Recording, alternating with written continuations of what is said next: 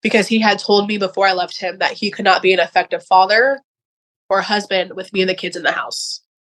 And so I took that and I was like, okay, me and my kids need to leave so he can work on himself. If he can't be an effective father with y'all in the house, he surely can't with y'all out of the house. You're listening to the Nacho Kids podcast, where we discuss all things step-family related. Real stories, real people, real help. Your hosts are the creators of the Nacho Kids Method and the Nacho Kids Academy step-family coaching team, Lori and David Sims. Welcome to episode 248 of the Nacho Kids podcast. What's going on with you? Working. What are we talking about today? Well, today we have a stepmom, Chyna, as a guest. But before we start with that, I want to talk about the Nacho Kids Academy for a minute. All right. The Nacho Kids Academy is where we help you to help yourself. And we support you while you do the work. There are over 20 video courses. There's the Nacho Kids Boot Camp, the Change Your Stinking Thinking Challenge, an anonymous community, 2 monthly Q&A coaching calls, and a private journaling feature, just to name a few. Yeah. Everything you need to improve your blend. Yes. So if you are struggling in your blend, it is much cheaper to join the Nacho Kids Academy than to get divorced. Mm-hmm. It is. But you got to be willing to do it. Yep. You got to do the work, folks. Yep. Put all the excuses aside. I don't have the time. Well, like we say, you can't care more than the bio parent. I can't care more than you. Yeah, that's true. That's true. So if that is something that you're interested in, go check it out at nachokidsacademy.com. And if you're ready to improve your blend, you're ready to put in the work, we're here. We're ready to help. All right. Our guest today, as I stated before, is Chyna. She has been blending for 2 years, has 2 stepkids, and 2 bio kids. One of the stepkids is autistic. They have the stepkids every other week. And she has her kids full time. One of her kids is also special needs. And her partner adopted her kids. Oh, wow. Mm-hmm.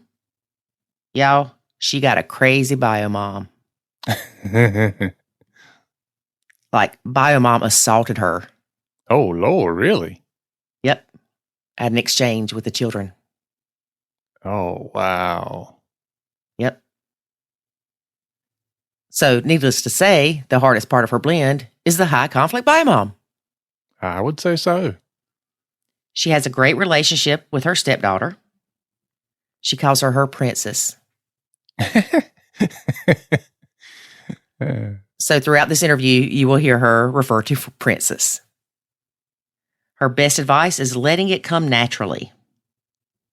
We also talk about how her partner shows her messages that bio mom sends. That happens a lot. Yeah. In the beginning, I wanted to see those messages, but they upset me. That is true. Made me angry. Made me want to fight. Maybe that's what happened in the exchange. Yeah. So, needless to say, David and I decided that I didn't need to read that crap, and life was much better. He informed me of things I needed to know. Otherwise, that was his baggage. I think people sometimes get caught up in insecurities, and they want to read that because they want to know what they're talking about. Mm-hmm. You know, why is she bringing up stuff like that? Why is she trying to talk to you about stuff like that? Right, because you used to have a relationship with this person, and at one point you probably loved them. So that does create some insecurities of, well, what are y'all talking about? Is she trying to get back with you? How are you responding to her? Because we have seen it, folks. We have seen it. We've seen everything. We'll just say that. We've seen everything. Yeah. I guess my feeling on it is if they're going to do it, they're going to do it. So it really, I guess you're just trying not to get blindsided by it, honestly. But you have to figure out where you are in your relationship. But that just goes to show that there's still work that needs to be done within your marriage or within your relationship if you're not married. Well, and it's not always a trust issue. A lot of times people view it as we're a team. I'm the parent when the kid is here. I need to know what's going on. Like, not necessarily an insecurity, but wanting to be kept in the loop. Yeah. Well, one of the other challenges that can come up from that, though, is I see this mostly with stepmoms, but bio mom would send a message. Let's say just us. We'll use us as an example. So bio mom sends me a message. I show it to you. And then you either respond on my behalf, like, you know, you're getting my email and you just respond. I never did that. Just saying. Yeah.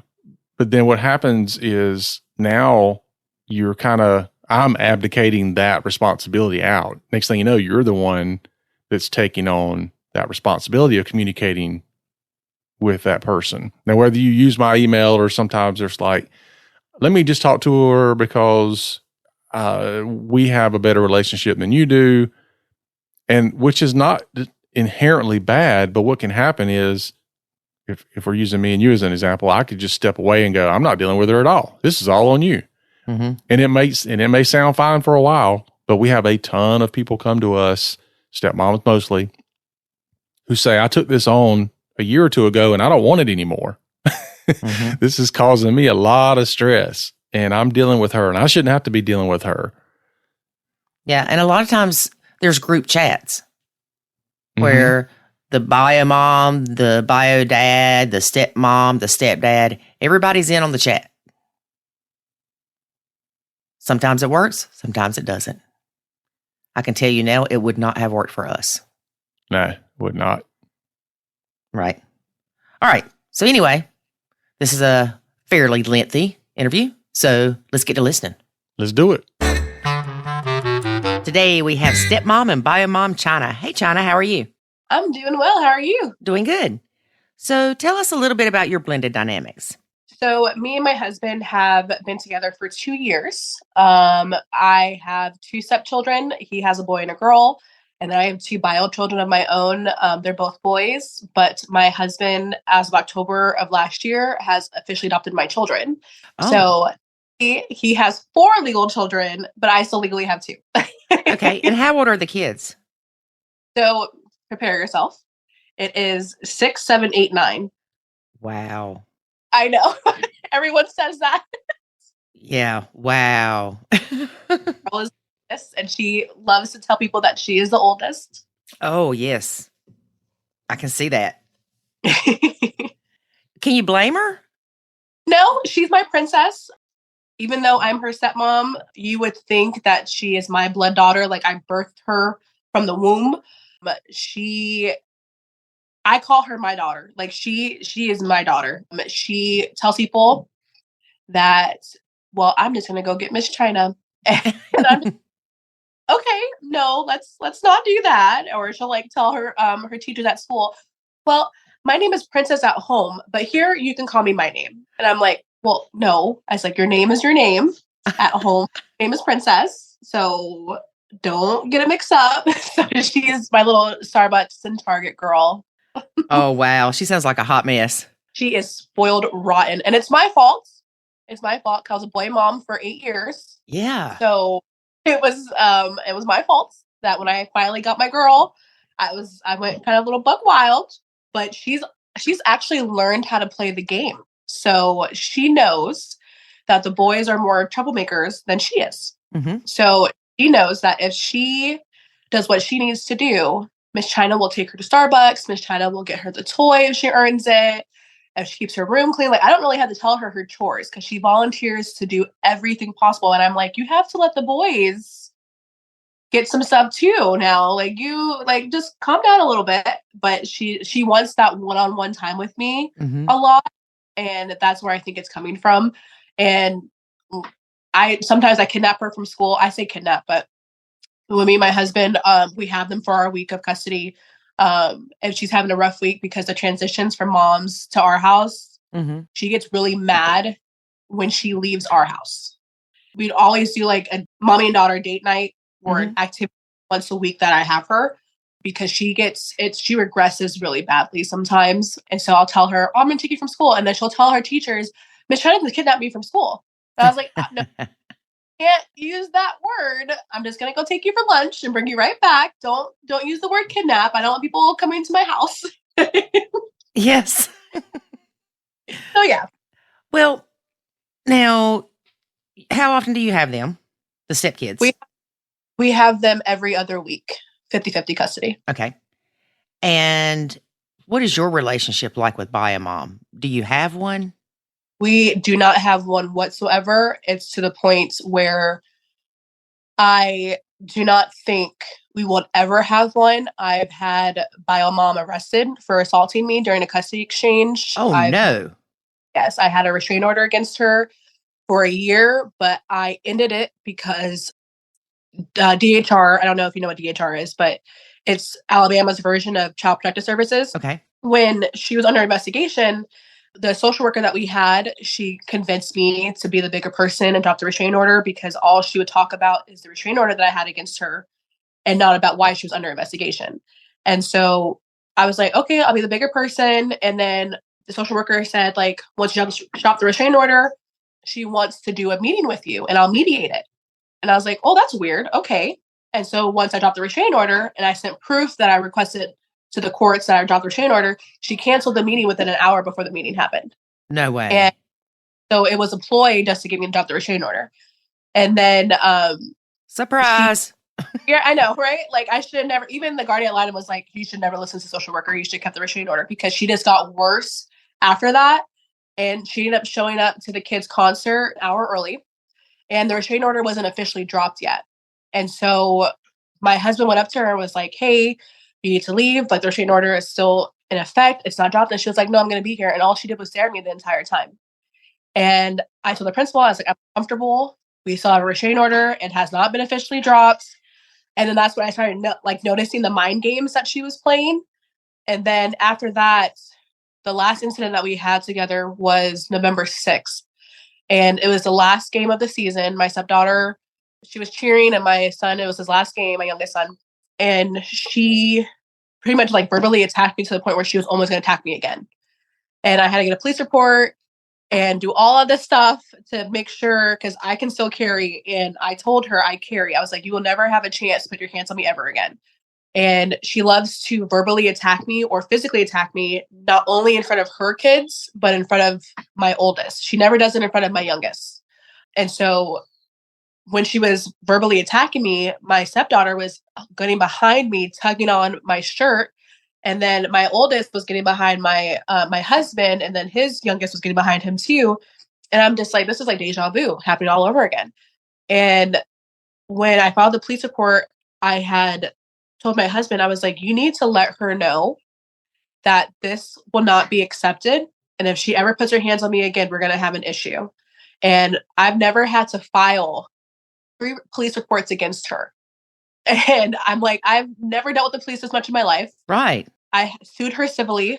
And for the first assault, when I sued her, we got the judgment, and I got awarded $1 on principal and my court costs back, because I told the judge when I first went there, this is for principal purposes, that she needs to learn that she cannot do this in front of kids.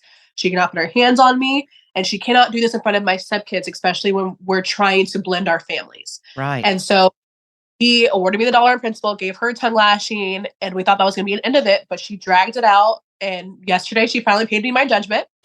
Your $1? Well, actually, it got more than $1, because there was 8.5% interest on it every month that she missed paying it. So she had to pay $110. Oh my gosh. Yes. So she's a person who purposely tries to make everything an inconvenience. She told me in court for the restraining order that I'm over mothering her children. I need to spend my own money on my own kids. It's not fair that I have more money than her. And so I told my husband, after this last court hearing that we had in December, I said, you know what? I need to take a step back.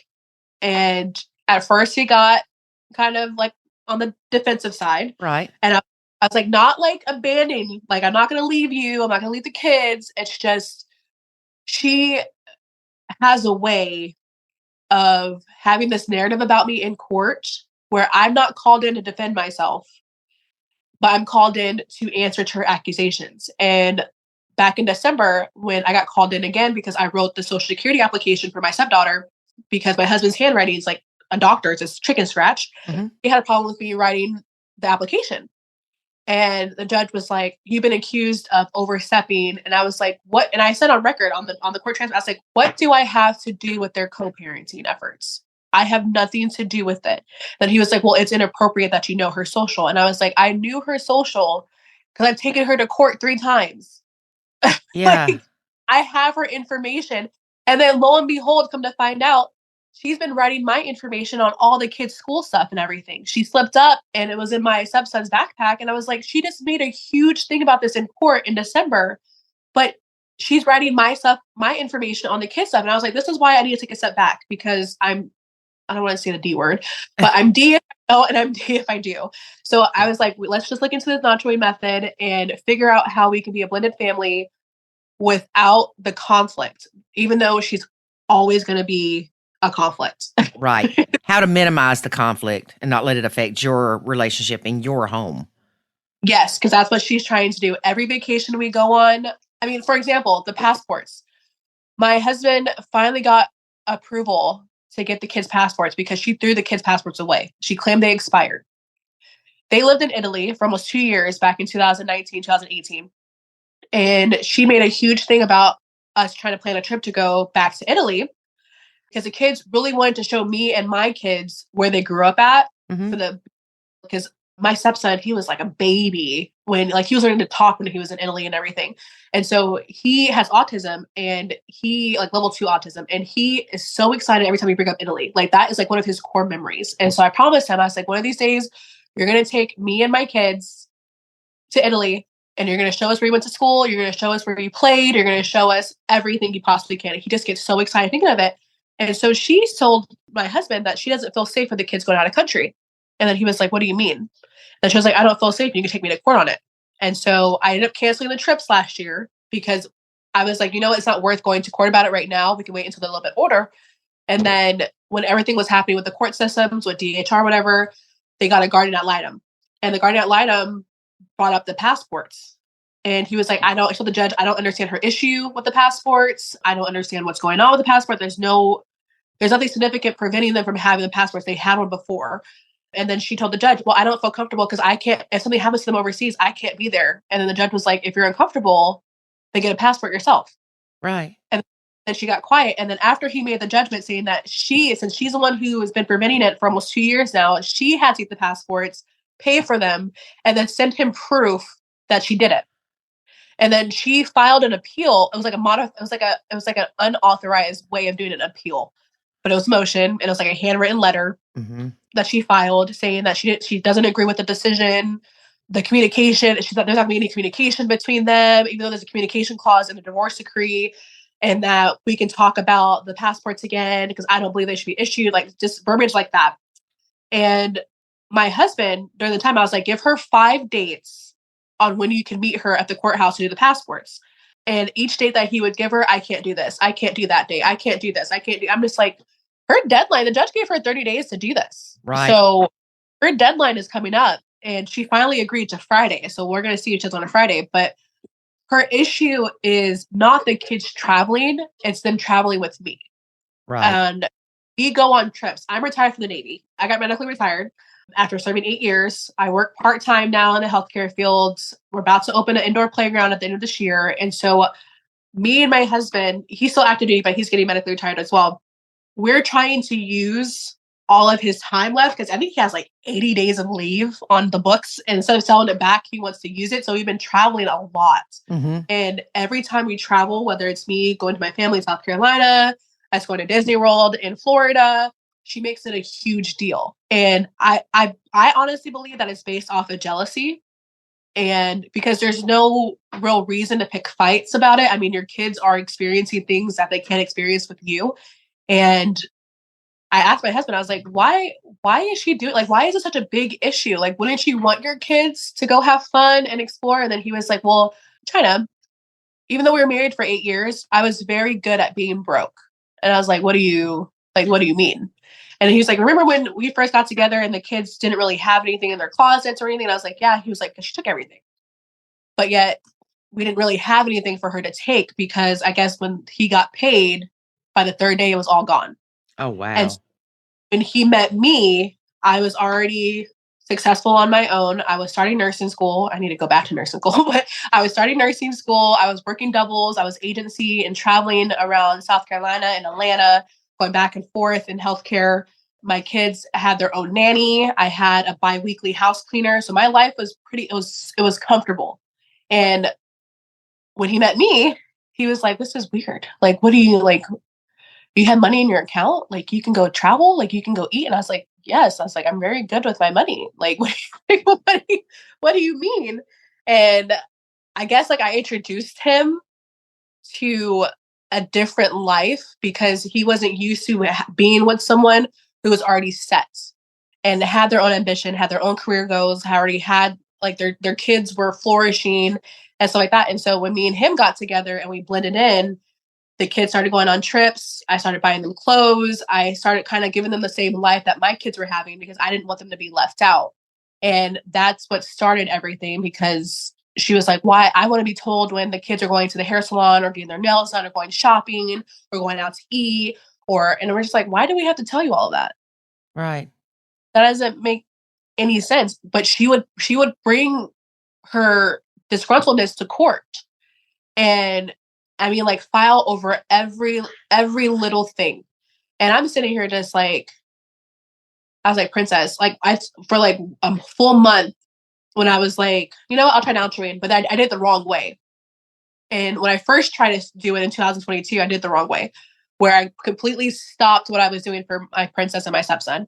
And I stopped taking her to the hair salon. I stopped taking her to the nail salon. I was like, we're not going out to eat. Like, we're just going to stay home. Because obviously these trips are bothering her. Like, it's causing my husband more stress because we're getting, like, lawyers getting a filing, like, every which way. Mm-hmm. And I'm like, I'm just going to stop. I'm like, these are your kids. They're not mine. I'm done. And it caused my princess to start having abandonment issues because the relationship she has with her mom, the only way I can describe it is that she made me a Mother's Day gift and not her mom.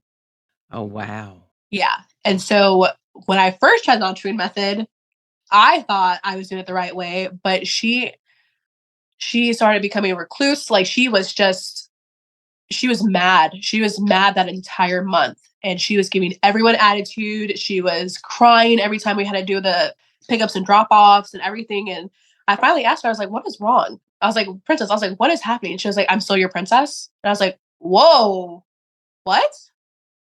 And she was like, I didn't know I was still your princess. And I was like, you are. Like, what do you mean? And then I guess all of it just like this word vomit. And she was just told me how she felt. And then I was like, I'm not doing this method right at all.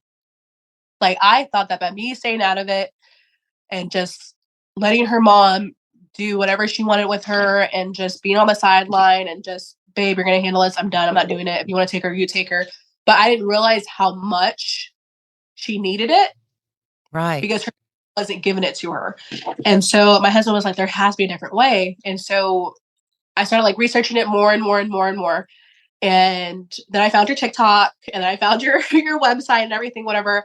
And I was joining the stepmom support groups and then I started going on TikTok and a lot of people had the same similar events like me, but some of their HCBMs are more drastic than mine, thank God. But like, you can always find worse, girl. Yes. And so we finally had a talk with her. I told her I was doing this podcast and I told her, I was like, and I was very honest. I was like, your mom has issues with our relationship, but I need you to understand that our relationship is not going to change in its entirety. What I'm going to stop doing is that she has problem with me writing on your paperwork at school. So I will just tell you in person, good job. Like, show me what you did. Like, we'll go celebrate. We'll go do this. I won't write it on paperwork anymore. When it comes to discipline, I've never disciplined my stepkids. My husband has always been a disciplinarian. Mm-hmm. And so that hasn't changed. And then I told her, I was like, we're just not going to talk about what we're going to do until the day of, because her mom likes to pry her for information because she's the oldest. And so we have just been kind of not necessarily standoffish, just, hey, daddy is going to be more involved with your appointments, because she got upset one time that I didn't go with her to her appointment. I was like, your mom doesn't want me there. Like, your mom threatened to call the police on me if I showed up. And I had to be honest. And she was like, well, that's not fair. That's mean. And I'm like, I understand that. And you have every right to feel what you're feeling, but I have to step away from this. So you can FaceTime me at the doctor's appointment. You can FaceTime me at the orthodontist. You can FaceTime me at therapy. That is perfectly fine with me. I just won't be there physically. I won't go to any more pickups and drop-offs. I won't, when it comes to IEP meetings at school, I won't be there in person. Daddy will just tell me what's going on. I think she was just more worried about me stopping what I stopped before, like the hair and the nails and Starbucks and Target, like our girl days. The fun stuff. Yeah. And I regret doing that. I really do, because I thought I was doing it the right way, because she had such an issue with it. And it was just like, it's not you, it's her. And I'm sitting here, I was like, she's married to a person in their like middle 40s, late 40s. I was like, I don't understand why they're struggling as much as they're struggling, but getting mad at me because I didn't do anything special. All I did was raise my hand at 17 years old and enlist in the Navy. Right. Like, I didn't come from money. I didn't come from, like, even my aunt, like, she calls my aunt the rich aunt. And I'm like, my aunt did 29 years in the Army. Like, she did 29 years, and she's a nurse practitioner. She is her own successful person. So HCBM, she compares our households to each other, which is not a comparison at all. And then she gets mad that Princess is the way that she is, because my stepson, I won't ever hold a flame to his mom. She treats him, because he has autism, he has level 2 autism, we're getting him retested, but she treats him like he's a golden child. Before all of the issues came around, she never went to any appointments. I think she only went to like a handful of IEP meetings, blah, blah, blah. Like, she wasn't involved at all. She was a parent of convenience. And then when I started coming in and I started taking the kids out and doing all that stuff, whatever, she started only going to my stepson's appointments, but not Princess's appointments. And because when I came into the picture, they hadn't seen a physician in like almost a year. They hadn't been to the dentist in almost 2 years. Like, when I came in, I kind of like overhauled everything. And I was like, hey, your kids need to go to medical. They need to go to dental. They need to go to therapy, especially therapy, because of the divorce and everything. And I was like, he needs to get tested because he's showing signs of autism, all this kind of stuff, whatever. And then she just felt a certain way about it. And she's made every appointment from here on out difficult. Like, she even yelled at my husband the last appointment. Like, the judge doesn't really care about her mental instability, because we have tried and tried and tried. We went to court 4 times already. And he's like, unless something substantial happens, custody is not changing. And we pretty much, custody will stay the same. He's the type of judge who gives us tongue lashings in court, because he's yelled at me plenty of times in court. And I'm like, you have no right to yell at me. I have nothing to do with these kids. Like, on paper, I have nothing to do with them. But he's a type of judge that wants 50-50, and he doesn't see anything wrong. He just thinks that all third parties should stay out of it and let them focus on their co-parenting. And despite him saying, I've tried doing that, she won't respond to any messages, blah, blah, blah. And then the judge was just like, well, I can't force her to respond. If she doesn't respond, then you don't respond. And then when the judge pretty much gave the playbook of play her game as well, my husband started playing her game as well. And she has been going crazy in the co-parenting now, because he shows me the messages. And I'm like, we will never, I told him, I was like, there's no answer for this. Like, there's no rational answer for why there's a fight almost every single day with this woman. And I told him, I was like, you're lucky I love you so much. Like, you're so lucky I love you, because this is not normal. This is insanity. And the last mediation that they had, the mediator had asked her, how does your significant other feel about this? Like, because you're constantly bringing up Chyna. And whenever something in court is not going her way, she brings me up. I mean, every single time. Like, I have the court transcripts, because I I'm at the point where I want to sue her for defamation because what she's saying is influencing the judge's orders, because the new order that just came out pretty much says what the other ones have been saying, like no one can replace the parental roles and like blah, blah, blah, blah. And so it's just crazy to me because there's no answer for this. And I'm like, I'm her defense to everything. And this is why I want a nacho parent, because it's just the only thing that makes sense. Because we tried parallel parenting. We tried the gray rock method. But if my husband doesn't respond to her, if she doesn't like the answer that he gives her, she's in court filing. And it's $345 to file a motion every single time at this courthouse. But she's the first one to complain about finances. Yeah. It's called priorities. Yeah. And I'm sitting here just like, I was scared because I brought it up because one of my issues that I had when DHR was involved, I said, when my husband gets out, the child support is going to stop because the child support, my husband sends her $11.22 a month in child support alone. And we have 50-50 custody. Wow. We were getting notices that she was threatening me to be evicted, I think like 3 or 4 times. Because she pays it late because she waits for the child support to hit her account and then she pays her rent. Mm-hmm. And so I told my husband, I was like, I'm really scared that when you get out of the military and you start going back to school, you're not making as much money as you were making before. You don't get your retirement until you're 55. So you're going to get your VA disability. And that is about I think $3,000 a month, if that. The kids aren't going to really be stable. But in Alabama, as long as you have a roof over your head, running water, and food, she can go to a shelter for all the court's care with the kids. Yeah. And that scares me. It scared me to the point where I offered, and people always tell me that I go beyond what I need to go. I offered to buy land and put a modular home on it and let her wife, and the kids, when she had the kids, stay there. And she just pay me rent. Like, I wouldn't threaten to evict her. Like, she'll just pay me rent, and that's fine. She wouldn't pay you. You know that, right?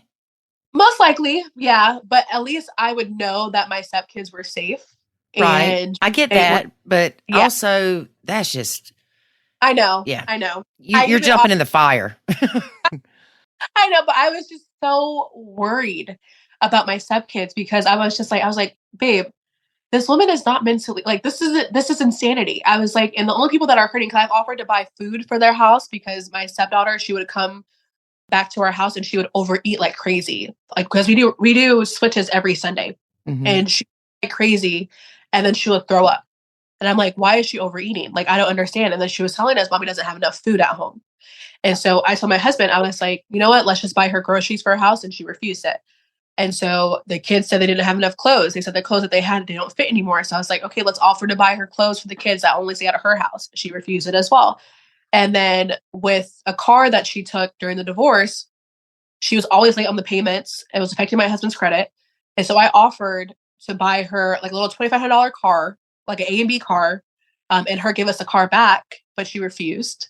My husband even offered, because in Alabama, it's not alimony, it's property settlement. He offered to give her an advance in the property settlement to kind of help her out financially because she's really struggling, and she refused it. She was like, she told the lawyer that all he thinks is I'm about money, and that's it. And it's like, it's not that you're all about money, it's that you don't have any money, and we're worried about the kids. Right. And the judge just pretty much is like, when it happens, then come back to court. You can't prematurely bring this issue until it actually happens.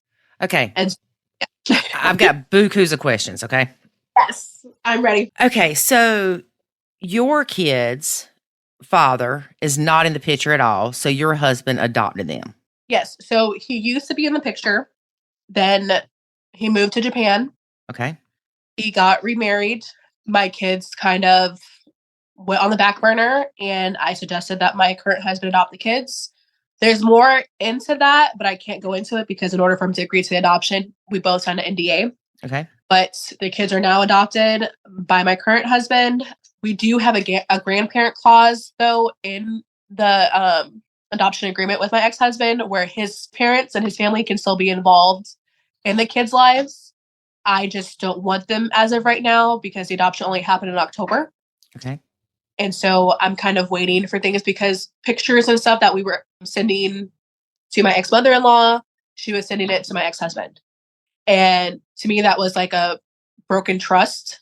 Right. And I didn't think that she understood the magnitude of what was going on and how the adoption really hurts my 8-year-old son. Like, he's still in therapy. He picks his skin so bad that I had CPS do a wellness check on me because they thought they were burns Oh, on his hand. gosh. And I was like, no, what? I was like, what are you talking about? I was like, no. I was like, he's on like the highest dose for Prozac that a child can be on because of how bad his anxiety is. Like, sometimes he still has panic attacks. Sometimes he still asks about his real dad. And so we have been in an immense amount of therapy sessions. And so it was for the best. It really was. My kids actually have an active father now, to the point where sometimes I'm just like, you know what? You could be a stay-at-home dad. I was like, I'll work.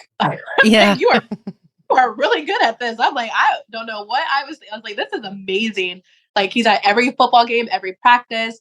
He'll let me sleep because I work night shift and take them to their appointments. He'll do their IEP meetings. He's a huge advocate for them because my 6-year-old, he has a lot of special needs, especially because of his behaviors. Mm-hmm. And so he is a very, very, very active parent. And I don't regret the decision whatsoever. Now, before your husband adopted them, how long had it been since they had seen their dad? 2021, because I was not informed that he was coming back to the States for a class. And then when I tried calling the boys, no one would answer. And I was like, hey, what's going on? What's going on? And then my ex-mother-in-law called me, and then she was like, oh, I'm so sorry. Like, we just got surprised by him, and he's here for a week. I had no clue that he was coming. And I was like, you guys have to tell me. I was like, what? I was like, you guys have to tell me that he's coming. Like, it's not just, we have a visitation schedule and he's overseas and you guys didn't tell me. They're like trying to, like, he's only here for a week. Like, it's not that big of a deal. He's their father. And my oldest, he regressed so much. He started defecating on himself. Oh, gosh. Sleeping. He was picking more.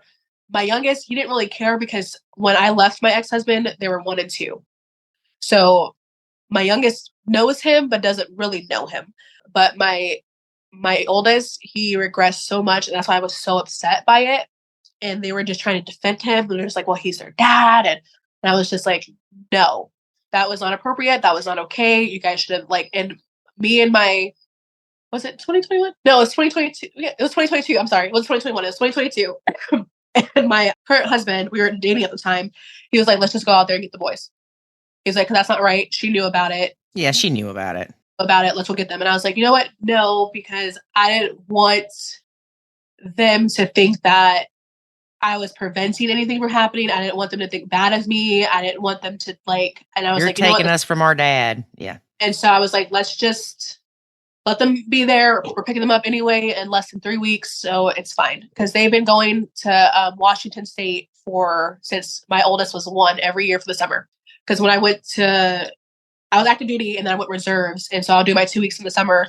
And so it always fell where they will get my my kids in the summers. And so we stopped that after the adoption happened. So your kids hadn't seen him for a while. Then they see him. Yes.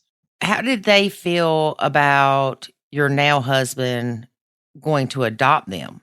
My 6-year-old was excited. I mean, beyond excited. My 8-year-old, he went through an abandonment period where he felt like he did something wrong.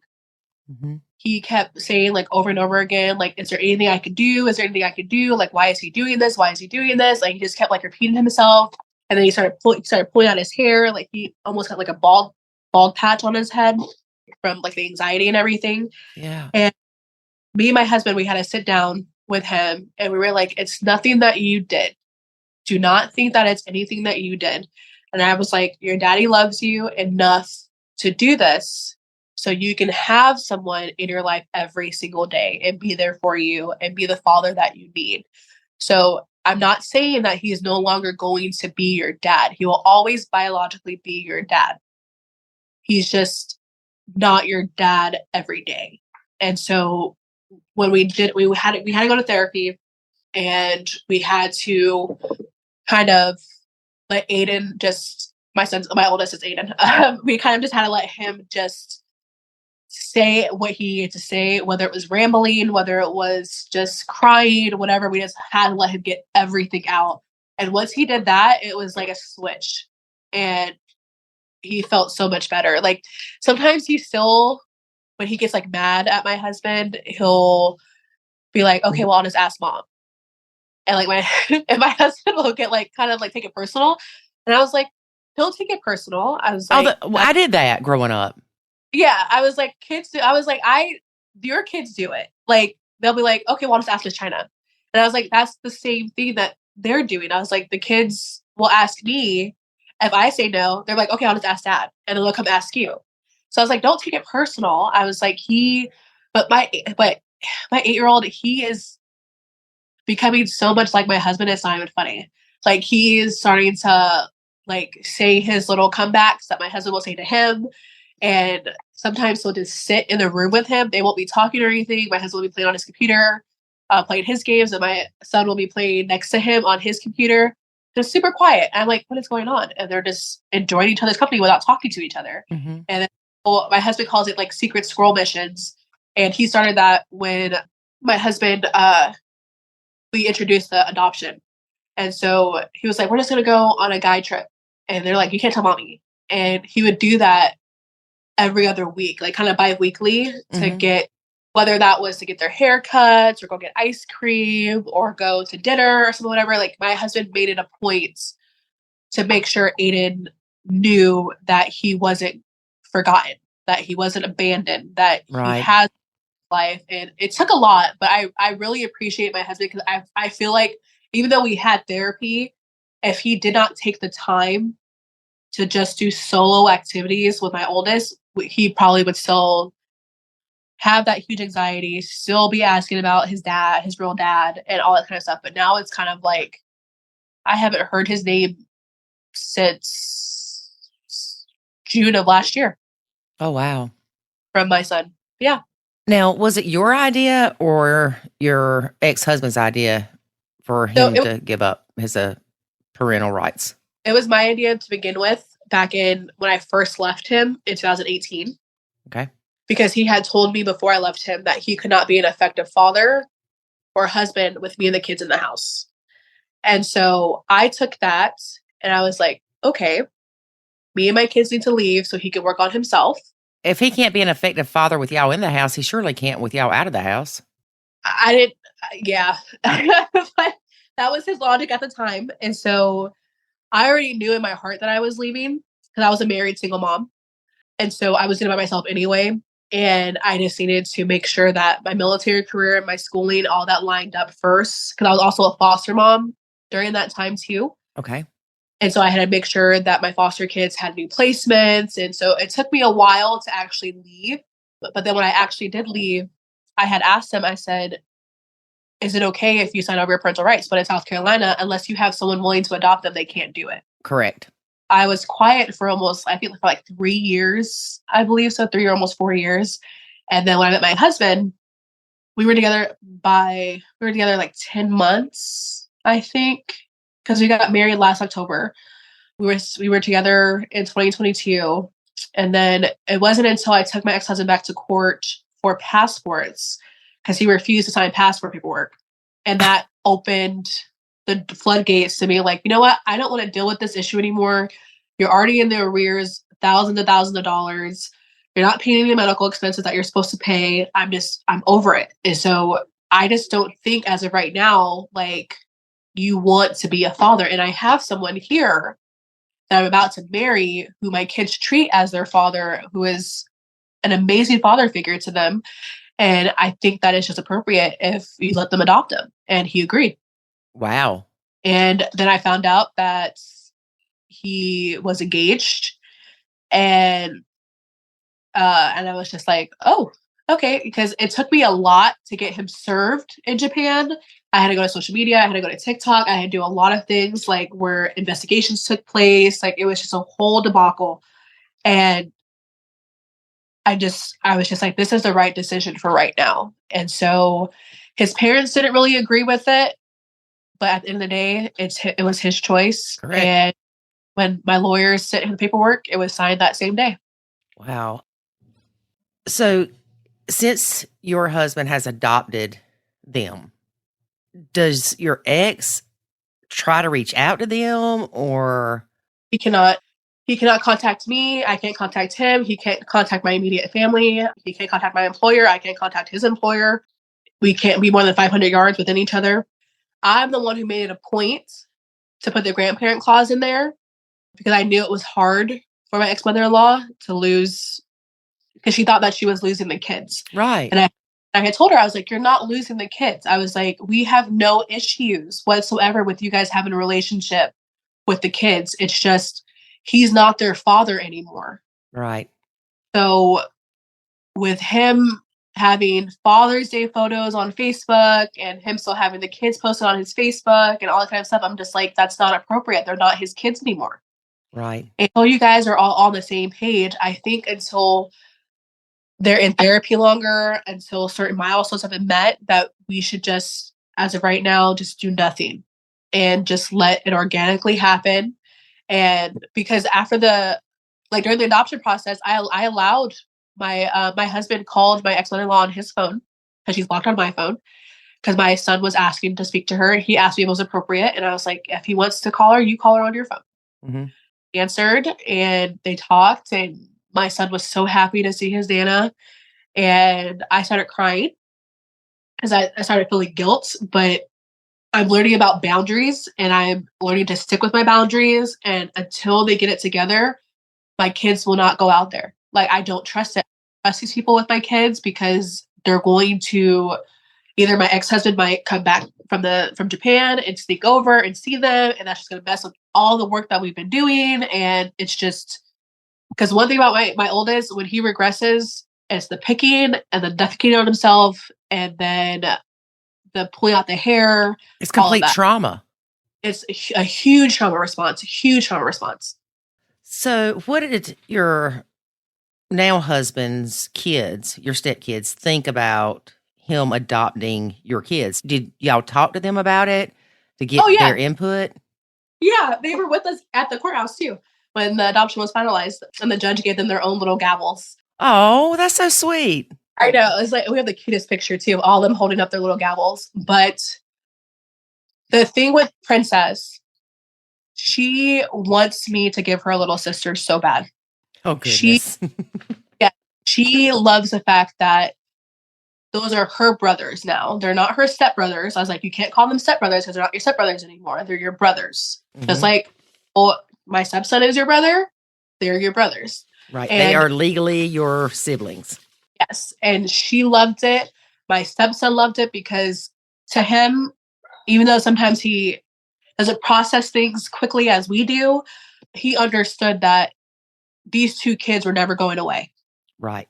And so he was just so happy because before we moved where we're at now, we lived on Post. And so the boys shared a room and then one had their own room. They didn't like that. And so all the boys migrated into just one room and they all sleep together in one room. So there's bunk beds, and then there's a single twin size bed, and they all play with the same stuff. It's like having triplets. Right. Honestly, it's like having triplets. They all wear the same size clothes. They all play the same games. Like, it's literally like, because we're moving into a house. We close on the house on the 5th, and the youngest boys are sharing a room because they even though they said they wanted their own room, they can't be away from each other for too long. They start getting like separation anxiety. Like, it's so cute. It's like, I'm just like, oh my goodness. And they keep asking for a sibling. And I told them, I was like, I had my tubes removed. And I was like, well, me and Daddy, we could get pregnant and we can have a baby, but it's just going to be a different process. Or me and Daddy can be foster parents and then we can adopt the little girl that we have. Would that be better? And then Princess was like, oh, I want this and this and this and this. And then when my best friend came to visit, she has 2 younger girls. One's 3 and one's 1. And when they came here, they were so loud and feral and and she got so overwhelmed. And I was like, this is what you wanted. You wanted 2 little sisters. Like, this is what this is. And then she was like, I think I just want one, just one more. She was like, because with the boys and then with those 2, I can't do it, Miss Chyna, I can't. And I was like, I was like, okay, we'll just do one. And then she ended up telling my husband that her and the boys agreed that if they're babies, she can do two. Oh gosh. But they And grow up, sweetheart. I was like, what? Because at first I thought the reason why because at first she said no. When we first asked her about adding to the family, Princess was the only one that said no. The boys were like, yes, I want a little sister because they have an older sister and she bosses them around. And so they want a little sister because they like babies and they want to be big brothers. Mhm. And so I thought she was saying no because she didn't want me to focus on another girl. Like she just wanted our girl time and just that. Like, but then I talked to her about it and then she was afraid at first. She was like, I just felt like there's gonna be no more Starbucks, no more Target, no more nails or hair. We weren't gonna go shopping anymore. And then you're gonna just focus on the baby. And because at her house with her mom, my stepson is a golden child. And so Oh. because of court that we just had recently, she was the one that was sleeping in the living room. My stepson was the one sleeping in the room. And the judge was like, no, she needs to be behind a locked door. She's about to be 10 years old. Like she needs her own room. And so now after having court, now my princess has her own room at mom's house while my stepson sleeps in the living room. And so she was just worried that I was going to end up putting her on the back burner like her mom does to her. Mhm. And I was never. I was like, I would never do that. Like, I don't know why you thought I would do that. And I'm sorry if I gave off that impression that I was going to do that. But no, I was like, we don't even have to bring another baby in the picture. I was like, it could just be me and you and the boys forever. Like, that's fine. And when I told her that, just like this whole sigh of relief came over her face. And then she was like, no, it's okay. I can see myself sharing a room with the baby, but it has to be a baby. And I was like, well, I was like, what about a 2-year-old? Because sometimes with foster care, you don't know what you're going to get. And then she was like, as long as it's a girl, Miss Chyna, as long as it's a girl, no more boys. We have too many boys. And then she walked away. And I was like, oh, okay. Well, we heard it. Right. She's a diva. She is definitely my diva. So Bio Mom's off the chain. Yes. She is remarried. Yes. She's been with her now wife longer than me and my husband have been together. And her being married did not change the crazy level. Did not change it at all whatsoever. At all. In mediation, she even told the mediator that her wife does have issues with her not being able to let go of her obsession with me. Really? Yep. And the mediator was like, well, so why don't you do it? And then she was like, I'm trying. Why did they split up? Why did your husband and her split up? So my husband told me that I wish he was here, but I think he's in the bathroom. He told me that they split up because their marriage wasn't working when she's the one that asked for the separation. And so he was like, okay, we'll be separated. And then when he left, he came back and found her in bed with another female. And he was like, I don't want to do separation. I just want to do divorce. Well, yeah. Yeah. So she was still living like they were married because he was still paying her bills. But he moved her to an apartment in a different city. And he had the kids majority of the time. And he was still sending her money every month and paying her bills and whatnot. And so they're separated for like a year and a half before I came into the picture. And so when I came into the picture, I told him, I was like, I'm not gonna be with a married man. So you either file for divorce or me and you can't be together. And then I kid you not, like, I think like a week later, he filed for divorce. And when he filed for divorce, that's when everything hit the fire, like hit the fan. Because she felt, I have the court transcripts where I can verify that she was calling me a homewrecker. And that I was living in her house with her husband and her kids. And the judge was like, when was the last time you lived there? And she was like, 2021. And he was like, you haven't been there in over a year and a half. Because she would show up at the house on post when I was there. And to try to get me to leave the house. And then I'll tell the officer, because she'll always do it when my husband was at work. And I'll tell the officer, I was like, she doesn't live here. She has her own residence in Phoenix, like in this area over here.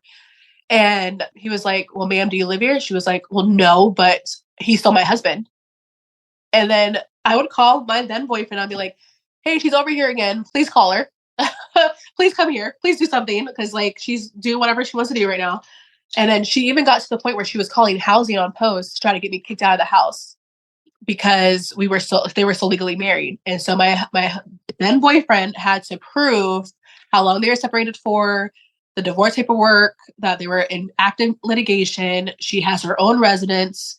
And by her doing that, that was the last straw for my end of court proceedings that granted me the restraining order, because she was not stopping whatsoever. She would come up to the house, she would push me, she would just verbally assault me and do all this kind of stuff. Whatever. She would walk into the house, and I'm just like, what? And it all started because he filed for divorce. She even threatened to take the kids to Florida where her girlfriend lived at the time. Well, now her wife now. Yeah. When you told me how crazy she is and how she's obsessed with you, I knew that she cheated on him. Because most of the time, when a high conflict bio mom acts that way, that's what happened in the relationship. Yeah. To me, because technically, yes, they were still married, but the way that he told me is that she asked for separation, and then he said, fine, that's okay, whatever. The next day he came home, she was in bed with another female. And then he would go to her house to go pick up the kids, her apartment, pick up the kids. She was answering one time, and he walked in, there was another female in the bed. And it was just like, you're telling me you want to get back together, but yet you're doing all of this stuff, whatever. And I'm just like, and my husband, he is one of the most laid back, responsible men. I always tell people, I was like, my husband was raised Catholic. And they're like, what does that mean? I was just like, that should tell you everything that it means. I was like, even though he has tattoos and he's tatted here to there, he is the most honest, nicest guys ever. And the fact that he allowed that to happen before I even came into the picture, I was like, why were you doing that? And he was like, with the kids. He was like, I knew how she was. He was like, because when we first got together, when I don't consider it yelling, I just talk loud. And so, with my family, we talk loud and stuff, and he would be on edge because he thought I was yelling at him. And I'm like, I'm not yelling at you. I was like, why would you think I was yelling at you? And then sometimes when we would get into arguments and what, they're not even real arguments. Once that made him cry, and I was like, why are you crying? And then I realized that she was also very verbally abusive to him. And the type of man that my husband is, you can hit him in the face, you can beat him up, blah, blah, whatever. He'll be the person that has his hand behind his back and just take it and just wait until you're done. Right. And walk away. Me, on the other hand, I'm fighting back. I'm an unhinged person. You want to disrespect me? Okay, we're gonna go. You're unhinged. Yeah. But he is just so calm. And even in court, when she's doing the fake tears and everything, he's calm. He lets her speak. He doesn't interrupt. He just lets her get what she needs to get out. And even though the judge is yelling at him, saying false things, whatever, he doesn't say anything back. And I'm just he's like, what's the point of me getting upset? He's right. if I have a conversation with you, why do I need to yell at you? Why do I need to argue with you? If this conversation isn't going anywhere, I'm just not going to respond. And I'm like, this is why this is why they say opposites attract. Because I'm like, what are you talking about? Blah, blah, blah, blah. And that's just how it is. And once I came into the picture, the money stopped. She purposely stopped paying her rent. And because they were still married, she was threatened with eviction. My husband had to pay it. He was willing to take the contempt charge. And I went in and I was like, babe, you're still active duty in the military. I understand she did this on purpose. I understand the judge didn't really hear the facts of everything, but I'm not going to let you ruin your career. You're about to be med-boarded. We're not going to do this. I was like, I'll pay the $1,600 and I'll make sure that my future stepkids have a place to stay. Because he wanted to take the contempt charge because he knew the games that she was playing. She wasn't paying her car note. She wasn't paying the insurance. She wasn't paying her rent. And my husband had to pay all of that before the divorce. And I told him, I was like, it may seem horrible because it's happening right now in the moment, but longevity wise, she's going to fail. So you just have to wait for the end game. And he was like, okay. I was like, okay. He was like, yeah, okay. He was like, I'll let her burn on her own. I don't need to do anything. And till this day, he hasn't really done anything besides file in court when there was DHR was involved and everything. And when she stopped paying on the car note, he filed in court. But other than that, like besides trying to fight for more custody, he hasn't taken her to court. She's taken him to court. She has filed like frivolous things against him. Like she's already got 2 motions denied, and she is just on this like war path, and no one can figure out why. And I was like, I'm the reason why. Because when I came in, I wrecked everything, apparently. You prevented them from getting back together. And you also, maybe just from talking to you, you are a very strong person. I am. And she probably did feel like that you were overstepping in some of the parental roles. Yeah. And she said that in court too. She said when I was at the restraining order court hearing with her, because I told the judge, I was like, I'm willing to drop this right now as long as she leaves me alone. And she pretty much said that it's not fair that I'm educated. I have money. My family has money. And I'm overmothering her kids. It's not fair that I can take her kids to go do stuff and she can't. And the judge had told her, wouldn't you be happy though that you have someone who has no relation to these kids whatsoever that wants to do this on their free will, pretty much? Like, yeah, but the answer to that's no. And the reason being, it's no different than, say, me and my ex, that he took my son, just say, to the zoo for the first time. Mm-hmm. I wanted that experience. So it is a jealousy thing from that standpoint too, because she's unable to do those things. But I had to learn that with my son, the first time I did something with him was our first, and that's what mattered. But yeah, and she's the first one that took them to Florida. And I wanted to take them to Florida for Disney World, but I was like, okay, it's fine. We don't have to go right now. I was like, and then she took them to Florida. She took them to the beach. And I had told the kids, I was just like, oh, you guys went to Florida. I was like, okay, yay, we could finally go to Florida and go to Disney World. And when my husband brought that up to her, that we're taking the kids to Disney World, it was a big thing. And it was just like, well, with me, I took a step back with the extravagant trips. I did. And my husband felt like I was hiding myself, and he felt like I was not being my true, like, authentic person that I am, because I'm the type of person that will take a 3-day vacation, take my kids, and we'll go to a hotel and go to Florida on the beach for the 3 days and then come back. Or we'll go to Tennessee and we'll go to Texas. And that's just how I've been since I've been out of the military. Like, I don't have anything that ties me down to anywhere anymore. Mm-hmm. And my husband, since we've been together, he wants to go with me. And I told him, I was like, we can't just keep doing these trips just with my kids, because his kids started noticing that the kids went to this place that weekend. I was like, so there has to be a way where we can incorporate them and not step on toes. But then when the guardian ad litem came into the picture, the guardian ad litem was like, he told me, he was like, if you want to take the kids on a trip, take them on a trip. He was like, don't feel guilty for doing that, because I guess with the guardian ad litem, since she requested it like last minute, she had to pay $750 for that guardian ad litem. Oh, wow. And so she had to pay for the motion, pay for the $750 for the guardian ad litem. And then he was like, she's spending all this money that she can be using on her kids, so don't feel guilty. And so once I talked to him, my therapist, about it, I was like, it's not like I'm taking them to Paris on the weekend, or I'm taking them this. I was like, we're doing very budget-friendly things. It's just not at home. And I don't like being locked in anymore, because I've had severe depression. I've had severe anxiety. Like, I've gained, I went all the way to 245 pounds when I was going through my divorce. Like, yeah. So I promised myself I would never feel stuck in a house, in an apartment, or just feel stuck in general. If I want to go, I want to go. And when I explained to the judge, I was like, I'm not doing anything special. I'm giving them their bare necessities, because my husband, well, my boyfriend, but now my husband, he was barely making it when I came into the picture. Like, cause he was paying his attorney's fees. He barely had any money. Yeah. Yeah. Child support. He barely had enough money to get the kids clothes and stuff, because all the clothes that they had, they couldn't fit anymore.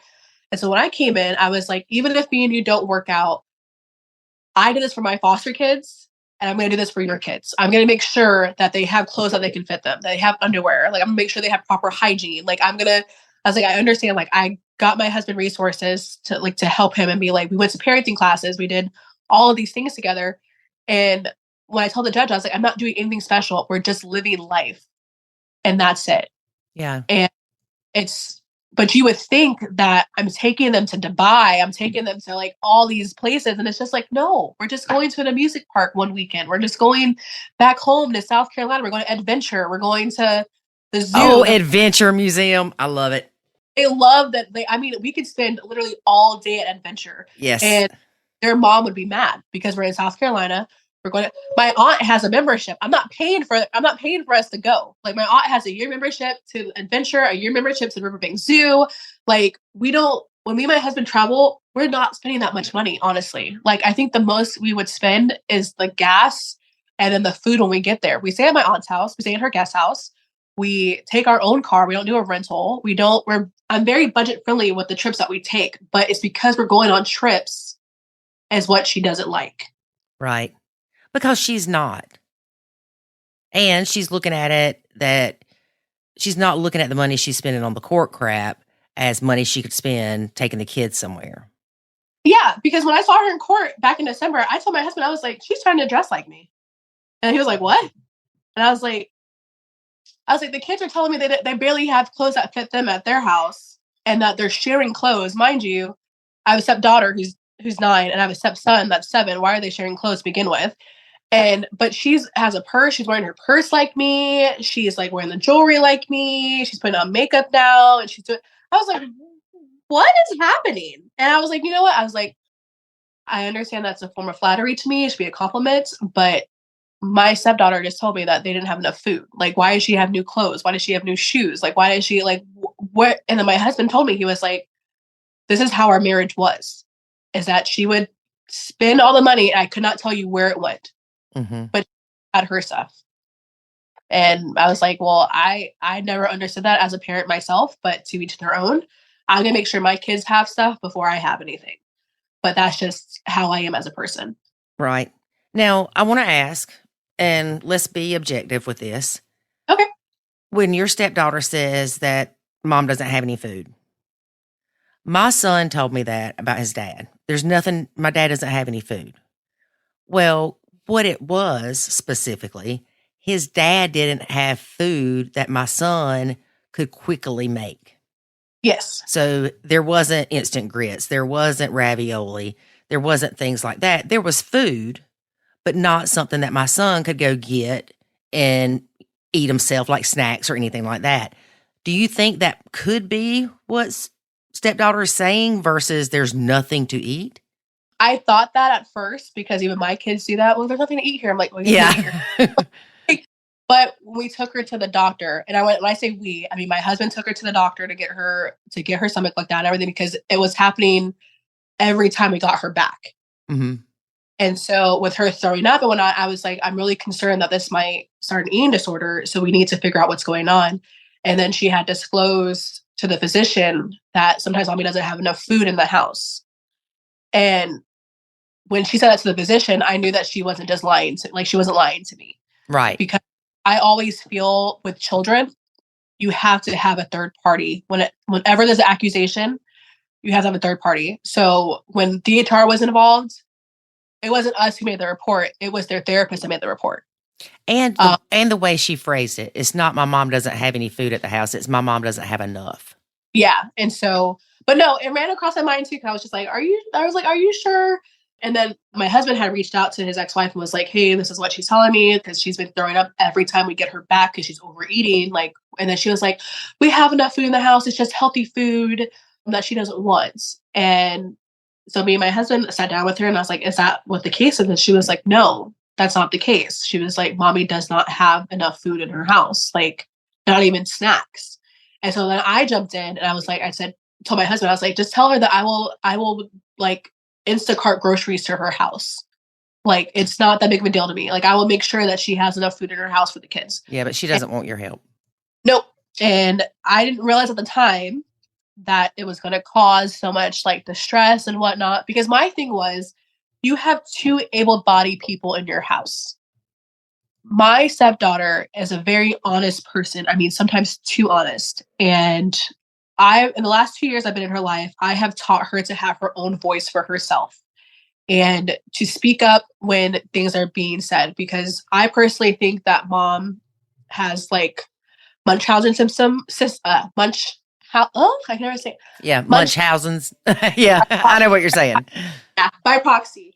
And so I always tell my princess, I was like, when you're at your appointments, when daddy is there, you need to speak up. And I understand with everything that's going on, because she sees how her mom is. She knows how her mom is. And she comes back and tells me, and I was like, honey, I can't be the only person that you tell. I understand I'm your safe space, because she even told the guardian ad litem that I'm her safe space, that I'm the only one that she really feels comfortable talking to besides daddy about what's really going on. And sometimes not even daddy. And so I told her, I was like, I understand and I appreciate and I acknowledge that I'm your safe space, because we have a mantra that we say to each other.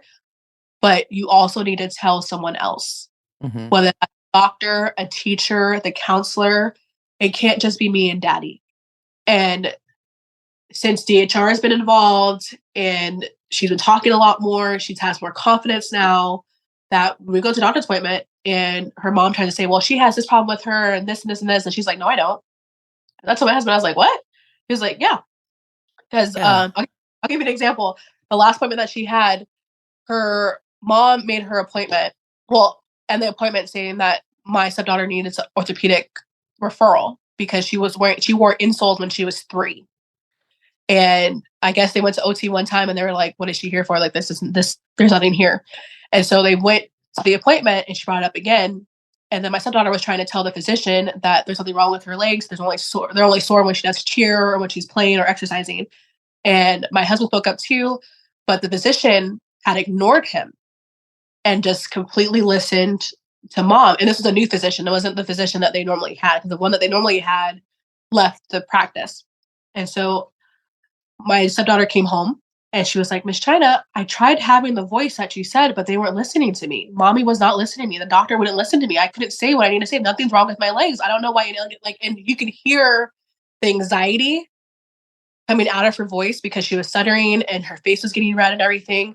So I told my husband, I was like, okay. I said, well, the next steps can be daddy can ask for a second opinion, because she ended up getting the referral, but it's a waste of someone who has a medical background, and you can see plain as day that there was no need for the referral, especially because she hadn't seen anyone in over 6 years for this issue that she now apparently has.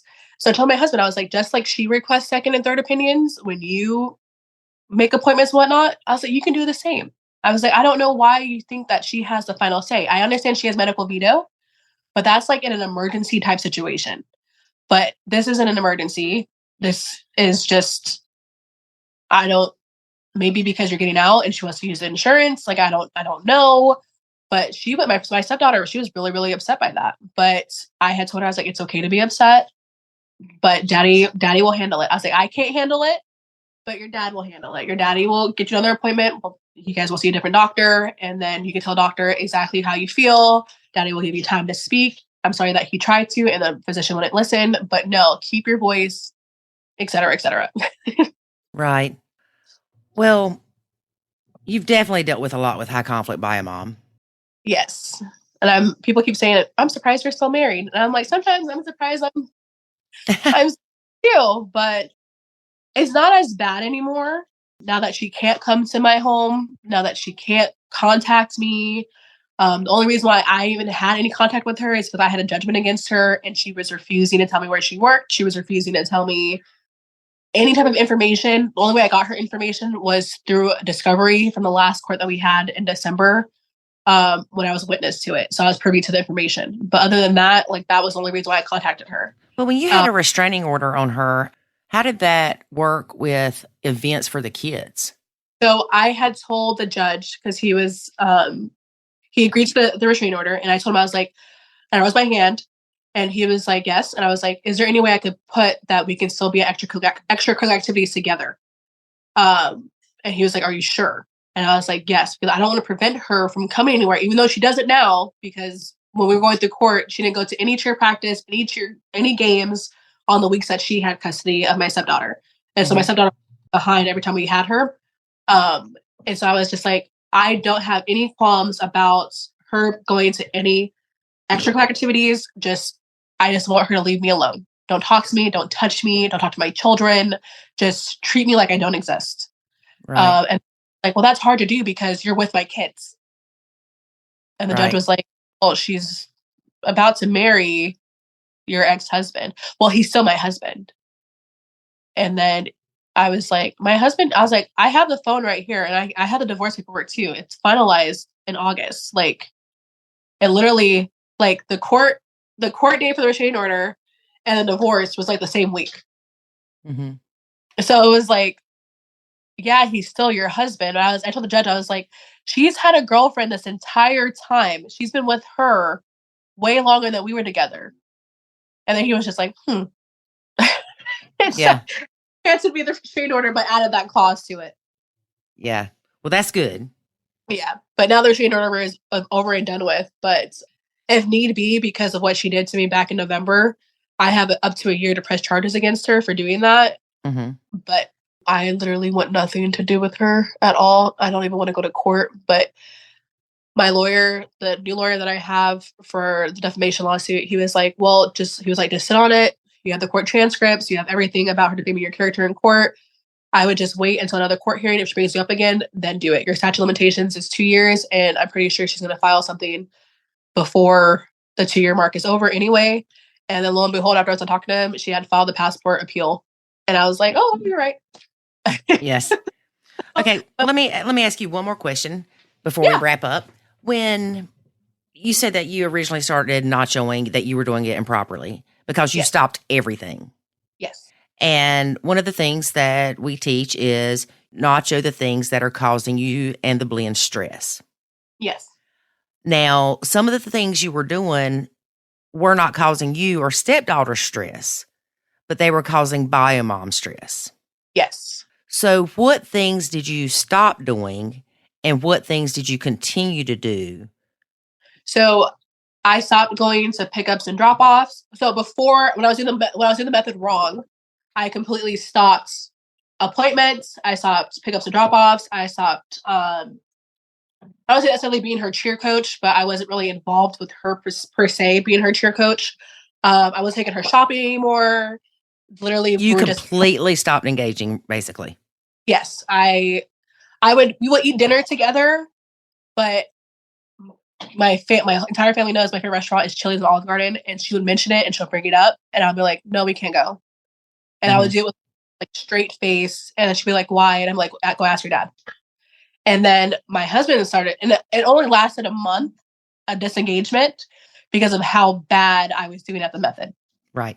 Because you were disengaging improperly, which some people will say, oh, you can't disengage improperly. You can. You can. Yes. She even told on me to my aunt. She told on me to her teachers. She said, I don't know why she's mad at me. I didn't do anything. I don't know why my mom is being mean. And just like she was letting everybody know that she was mad at me. And I thought I was doing it the right way. And then I realized that I wasn't. But now I know the right way to do it.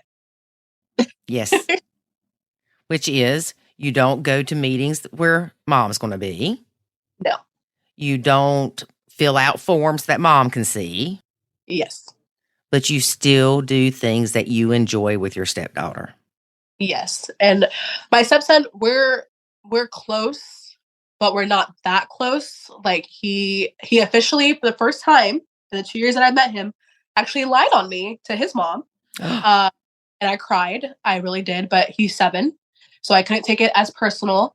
But I'm okay with having that friendship with my stepson. I know that I am kind of just like a mother figure to him in a great sense. Just his mom will always baby number him. One. Number one, just because we don't allow that behavior that he does at mom's house here. Because even though, yes, he's special needs, we don't treat him like he's special needs. We treat him, he is just a regular child with all the kids and everything. We don't exclude him from anything. We just make sure like you have the same consequences that your brothers and sister have. Like, but at his mom's house, it's completely different. Like, that's why Princess, she gets upset because she gets treated completely differently at mom's house. Right. But now we're good. And I don't do pickups and drop offs anymore because I know it makes her upset and that can start a fight. I don't go to appointments anymore. I don't go to IEP meetings. I don't write paperwork anymore. But I'm still the cheer coach. I'm still the dance mom. I'm still, because I've noticed with Princess, she slips up and she calls me mom. Mm-hmm. And I correct her, even though it breaks my heart to correct her. I correct her and be like, it's like, Princess, you know that if you call me that, like your mom gets upset. Like you can't call me that. But then she'll bite back at me and be like, I thought you said I'm allowed to have a voice. And I'm like, you are allowed to have a voice. Don't get me wrong. But when it comes to call me mom, I appreciate it and I love you for it. I completely understand. But it hurts your mom's feelings when you do it. Right. And she does not like that at all. But at the same time, it's in a divorce decree. I hate stopping them from doing it because they both call me mom. But just to kind of respect that boundary, to not cause problems or anything, I correct it. Is it in the divorce decree that nobody else be called mom? Yeah, it's in there. And I get that. You get that as a parent. As a parent, I completely understand it. I just think that for Princess, she wants me to be her mom so bad that it hurts her when I tell her, don't call me that. And well, y'all can need to find a different name. What's the Russian name for mom? Because I know the Russian name for grandmother is babushka, and I really like that. But maybe there's a Russian name for mom or something that she could still call you and still be calling you mom without saying mom. I know we were thinking about that. My husband was thinking about it. Like he was doing research about it, but like he was like, well, let's try mom and Chyna. And I was like, it's That's because too it close. has, I was like, it has mom in it. So I was like, we can't say mom and Chyna. And so they just been calling me Miss Chyna for the last 2 years. But when she describes me to her teachers and her friends, I'm mom. She calls me mom. Yeah. But I'm not there. The teachers are ones who tell me that she does it. And I'm just like, oh, okay. Yeah. Yeah. So did you notice any change when you did start nachoing properly? Yes. My mental health and my anxiety has gone down a lot. And I don't know, for me, I just, instead of I don't feel guilty anymore, if that makes sense. Like, Yes. I'm honest. I don't know how to like really describe it. Like, I just have this honesty now with my stepdaughter that we have a great relationship. Right. And so it's to me, it's just so much better now. It's just, and she gets it because she did ask me and my husband if we can start being honest with her. Oh. And I was like, well, what do you mean? And then she was like, I want you guys to tell me. And I was like, well, we won't tell you exactly what's going on. And that was the first time I ever heard her say that her mom's a liar and her mom is mean. And I was just like, and that was like unprovoked. And so I was like, well, let's not say that. And she was like, well, I'm just telling the truth. She was like, I don't like when mommy yells at you. I don't like when she does like, and it was just pretty much like 2 years of like what she's held in, I guess. And she just threw it up at me. And I was like, well, I was like, Princess, if you want honesty, I can give you honesty, but to a certain extent, because you're a child and I'm trying to keep you a child as much as possible. Right. And she doesn't get that part because I guess at mom's house, she's the one that makes breakfast for her brother. She cleans up after her brother. She has that motherly role at mom's house. And I'm like, here, you absolutely do not. You're going to be a kid and you're going to stay a kid. And if I'm going to make you breakfast, I don't need you making me breakfast. I don't need to make the boys breakfast. I don't need you to be a mom. I need you to be a kid. Right. If she says anything again about her mom talking bad about you or whatever and how it upsets her, maybe it would be good for you to tell her not to worry about those things, that there's more important things to think about and not everybody likes everybody, and that's okay. Yeah. And I told her that. I was like, I appreciate, and I told her, I was like, because that's how I talked to her. I'm like, I appreciate that you told me, but at the same time, I can't control mom and I can't control you. So just like how you're allowed to have your feelings, mom's allowed to have her feelings. I don't appreciate that she does talk to you guys about me because she does. And she's mentioned it in therapy too, how mom questions them about what me and my husband do, Mm-hmm. what we bought, about what if they know how much money we have, or just like random like financial questions they've been trying to quiz her on. Yeah, none of our business stuff that's none of their kids' business, and definitely none of bio moms. Yeah, and she told the therapist that she was like, yeah, mommy always asks me, like, I guess her and her wife used to probe or still probe, I don't know for sure, about information about us. And so I just told her, I was like, you just don't answer, honey. I was like, because you don't know. You honestly do not know. You don't know anything about me and daddy's business whatsoever. Like, and we purposely keep you that way. I understand mommy has adult conversations with you at her house, but me and daddy don't. You're a kid and you need to stay a kid. Mm-hmm. Please stay a kid. I just want you to be a kid for as long as possible. Like, don't be involved in this. But her mom, the way that she talks to her and the information that my stepdaughter knows, I'm like, how do you even know this information? Right. Yeah. Well, Chyna, it has been great having you as a guest on our podcast, and I appreciate you sharing your story. And I know that our listeners are going to get a lot out of this. If nothing else, if they're attacked by biomom, don't fight back. File a police report. Take her to court. Take her to court. I am an advocate about because my thing is like, if I would have hit her back both times, when I had her arrested the first time, and then when she almost physically attacked me back in November, she would have tried to use that against me in court. Oh, of course, because it's kind of like a domestic violence situation where if both people were participated in the violence, then both people can go to jail. Exactly. And so I was like, it's a setup, and I don't participate in setups. I'm a bigger person. I was like, it's 2024. No one's going to jail, sweetie. I'll just call the police. Yep. Well, thank you again, and let's have you back on in a couple years and see how things are going. Yeah, thank you for having me. All right. Have a good night. You too. We often hear people talk about they want a relationship with the bio parent, meaning the child's other parent, not the person you're in a relationship with, obviously. And I never had that desire. No, I didn't either. And I get wanting to meet who your kids are going to be around, but you can't control it. So you meeting them, I don't know how often it creates a positive result. I think for me, if it would have been somebody that I could see myself hanging out with or having a relationship with, regardless of these circumstances, then maybe I would feel differently. But it's not a person that I would be friends with, either way. So give an example to make sure I'm following you. Well, what I'm saying is, if I would have met your son's dad, baby dad, if I would have met him some other lifetime, I still wouldn't be friends with him. I still wouldn't have a desire to be friends with him. Because of who he is. Right. It has nothing to do with me having any feelings toward him because of the fact that he's baby daddy. It has nothing to do with that. I just would not consider him somebody that I would have a friendship with. Okay. So when your ex was dating people, did you ever have a desire to meet those people? No.